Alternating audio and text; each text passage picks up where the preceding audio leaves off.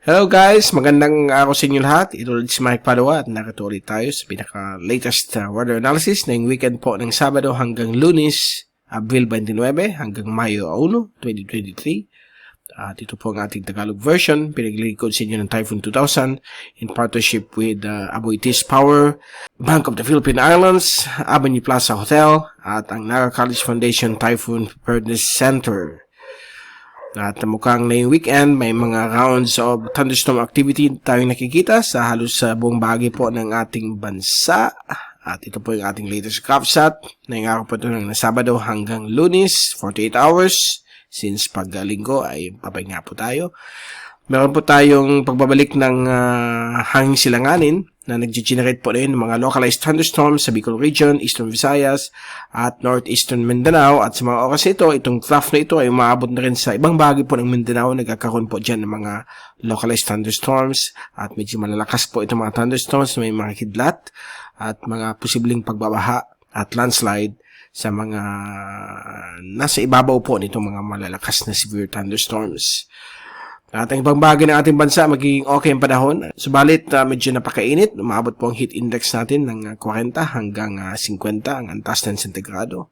At ang ibang areas, may mga kalat-kalat hanggang isolated na mga pag-ulan, pagkulog at pagkidlat, lalo na po sa hapon o gabi.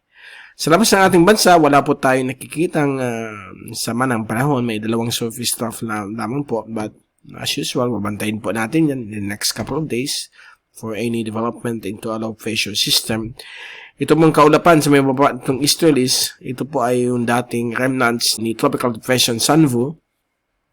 At nagtatry po siya mag-reorganize, balit trough na lamang po siya or surface trough. At medyo elongated yung lower atmospheric pressure nitong dating remnants ni Sanvu. Again, ang risk of flooding dito sa apektado nitong hangin silanganin ay nasa low to medium ang risk ng flooding at o risk ng pagbabaha at landslides.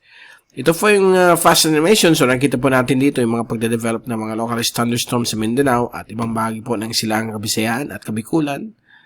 At kung i-zoom po natin ang satellite animation mula sa windy.com using the UMETSAT satellite feed, kikita po natin mga bandang alas 3 hanggang alas 5 o alas 6 ay nagde-develop na po dito yung mga malalakas na thunderstorms.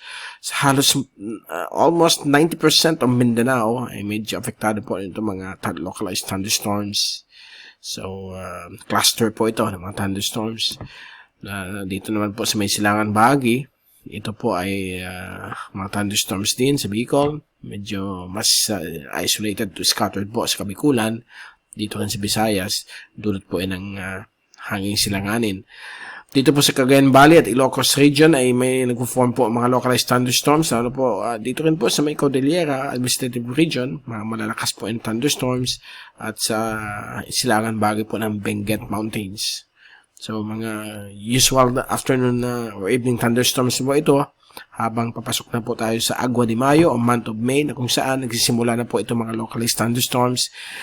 Kagaya ng sinasabi natin, kahit tapos na yung La Nina, meron pa po tayong mga post-effects niyan hanggang sa buwan ng Hunyo. So, huwag tayong magulat na kahit na yung hot fly season, meron tayong mga relief of rainfall, mga thunderstorms, na nakakabawas po ng sobrang init. Okay? Yung mga areas na walang ulan, uminom lang po ng maraming tubig, more than 8 glasses, para malabanan po natin ang heat stroke at heat cramps kapag mataas po ang tinatawag nating heat index o yung nakakanasan na temperatura ng ating katawan.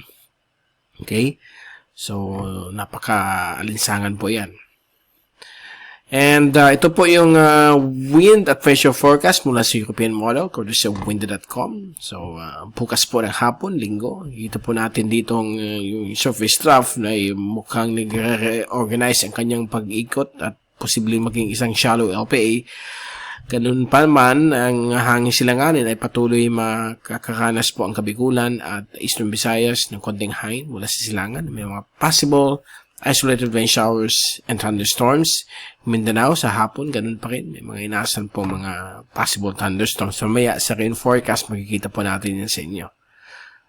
Lunes ng hapon, dyan pa rin po yung posibleng pag-re-emerge nitong remnants ni TD Sanvu at posible maging LPA. So, pwedeng shallow lamang po siya. At patuloy pa rin yung easterlies sa Bicol region. At nag-extend na po rin sa ibang bahagi po ng Visayas at Mimaropa mula sa Silangang Kabisayaan at eastern sections po ng Mindanao. Kasama din po ang Southern Tagalog provinces. Okay, at ito po yung rain forecast. So, bukas po ng hapon, mas malala po ang mga thunderstorms sa Mindanao, lalo po sa hapon or early evening, dahil po sa surface trough, kung saan yan po yung dating remnants ni Tropical Depression Sanvu. At yung easterlies ay patuloy pa rin magkakaroon ng mga isolated showers sa Visayas. Sa Bicol, meron din, pero sa forecast hindi masyado, but panigurado po tayo o pasiguro. Magdala ng payong at kapote. Samantala, ang gitna at hilagang Luzon, lalo po sa mga bulubundukin po ng Benguet, Cordillera, Ilocos, Zambales, at Cagayan Valley, mag-ingat po sa mga possible mga thunderstorms pagpatak po ng hapon hanggang early evening. At sa Monday po ng hapon, meron pa rin mga localized thunderstorms magaganap sa iba't ibang bahagi po ng Mindanao. Samantala, ang ibang bahagi po ng Visayas at Bicol, medyo magdidiminish ng bahagya ang mga thunderstorms. At meron pa rin mga isolated yan. Palawan, may mga chances po of thunderstorms sa hapon o early evening. At dito rin po sa mga bulubundukin po ng Cordillera at Ilocos.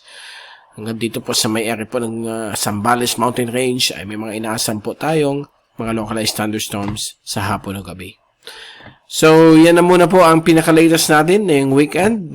Actually, long weekend na yun dahil po sa May 1, that will be on Monday, is national holiday. It's Labor Day sa buong Pilipinas. So, wala pong pasok. So, long weekend po tayo. Enjoy po tayo sa ating mga pamilya. So, happy weekend lang sa inyo lahat. Stay safe always. Kita-kita ulit tayo next week.